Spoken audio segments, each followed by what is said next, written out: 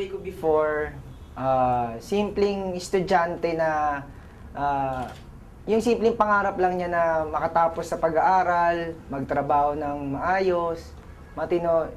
Yun yung buhay ko na before, na sabi ko nga simple lang. Actually, nagko-commute lang ako from Menjola to Galleria, from my house to school. Nasakyan ko LRT, bus, tricycle, jeep.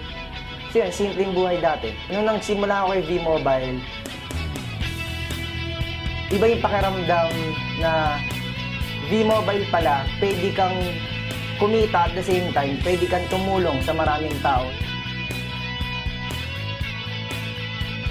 Pwede ka palang maging blessing sa ibang tao. Sabi nga nila madalas, importante yung makatulong ka kaysa naman na madalas kang tinutulungan. Sobrang binago ni V-Mobile yung financial aspect ng buhay ko. Ngayon, may kotse na, dati nagko-commute.